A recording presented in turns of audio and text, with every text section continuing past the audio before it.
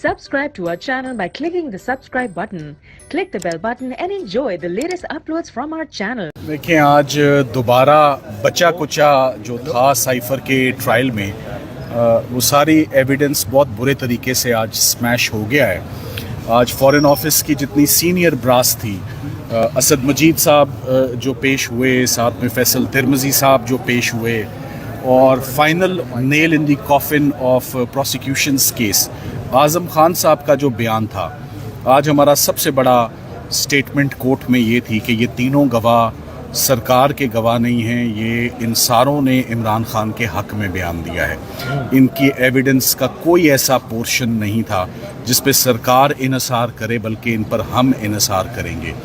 और जिन लोगों की स्टेटमेंट पर आपने इसको आगे प्रोसीड किया, ये डॉक्यूमेंट्री एविडेंस का केस था, मगर डॉक्यूमेंट इस पूरे मुकदमे में एक भी नहीं है। ना डी मार्च सफ़ा मिसल पे आया, ना साइफ़र में क्या था, ना मीटिंग का क्या हिस्सा था, ना डिक्रिप्टेड आया, ना प्लेन टेक्स्ट आया। सो डॉक्यूमेंट्री एविडेंस के केस में कोई भी डॉक्यूमेंट नहीं है। ये बड़ी हैरानगी की बात थी।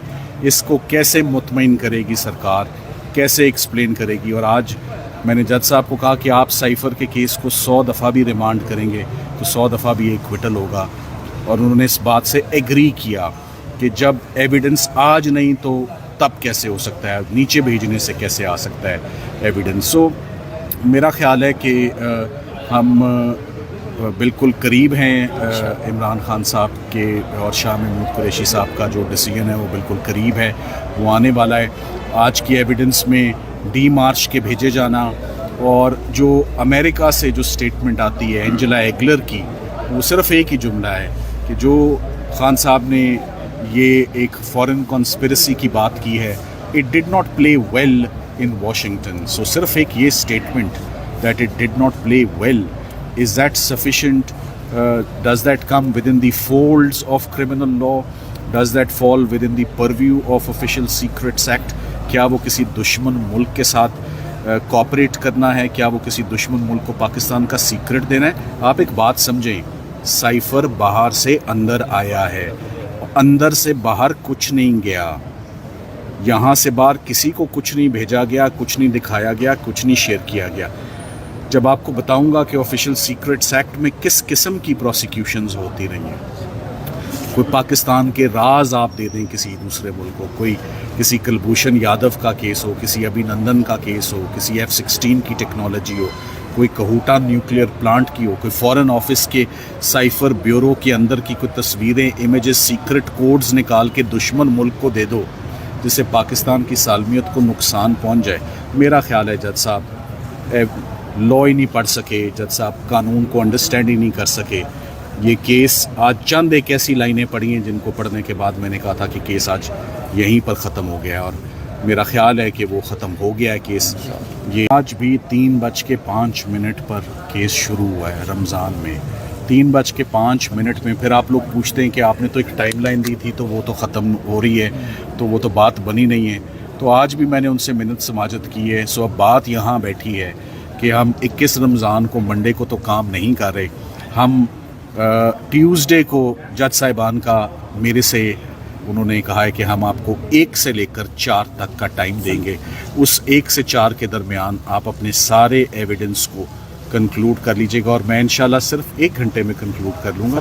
फिर बात जो होगी वो सरकार, प्रोसिक्यूशन जो है फिर वो बात करेगी। सलमान, मेरा केस बिल्कुल फ्री, और मैं जजेस की अनडिवाइडेड अटेंशन है, हर एविडेंस को बहुत बारीकी से वो देख रहे हैं, ले रहे हैं। 6 जजेस का मामला जो है वो बिल्कुल बड़ा कंसर्निंग, बड़ा सीरियस मामला है। वो सुप्रीम जुडिशल काउंसिल ने उस पर ऑलरेडी नोटिस ले लिया। मेरा फोकस और ध्यान सिर्फ साइफ़र केस और उसको डिमोलिश करने में होना चाहिए, मेरा फोकस वहीं रहे। तो आज मुकदमे के आगाज़ में मैंने उनको एक बात जज साहिबान के काइंड नोटिस में दी। मैंने कहा एक क्रिमिनल केस एक ब्रांड न्यू गाड़ी की मानंद होता है, तशबीह दी जाती है। इसके मैंने दरवाजे, बोनेट शोनेट तो इसके तबाह हो गए हैं। अगर आप चाहते हैं कि इस गाड़ी के टायर, छत, बोनेट आगे पीछे से तबाह हो जाए, जिसको हम अक्सर the boys call it total हो जाना, तो अगर आप कहते हैं कि केस टोटल कर दो, उन्होंने कहा केस टोटल कर दो, तो हम टोटल कर रहे हैं। असद मजीद साहब का बयान भी आपने पढ़कर सुनाया, उस पर क्या कहना था? असद मजीद साहब की स्टेटमेंट आपने सुन ली। असद मजीद साहब की स्टेटमेंट में कुछ ऐसा नहीं है। असद मजीद साहब तो अपनी स्टेटमेंट में कहते हैं कि मैंने सजेस्ट किया कि डी मार्च भेजा जाना चाहिए, ये लैंग्वेज अनडिप्लोमेटिक थी, ये लैंग्वेज ऑब्जेक्शनेबल थी। उन्होंने उस मीटिंग को रिपोर्ट किया जो अमेरिका में डोनाल्ड लू के साथ होती है। ऐसा क्या हुआ उस मीटिंग में कि उनको डिप्लोमेटिक केबल भेजनी पड़ी फ़ौरन पाकिस्तान, उन्हें फ़्लाई करके पाकिस्तान आना पड़ा।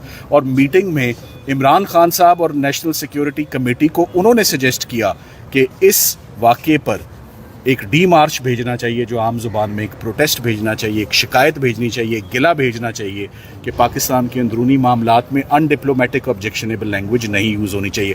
सो दोबारा यही कहूँगा कि सरकार के अपने गवाहों ने इमरान खान साहब का मौक़िफ़ दुरुस्त साबित किया है और सरकार का साथ नहीं दिया इस केस में। ये बात आज खुल के सारी आ गई है, पीछे अब कुछ नहीं रह गया, अब सिर्फ फाइनल बहस रह गई है इंशाल्लाह। साइफर का सफ़र ख़त्म हो गया। Subscribe to our channel by clicking the subscribe button. Click the bell button and enjoy the latest uploads from our channel.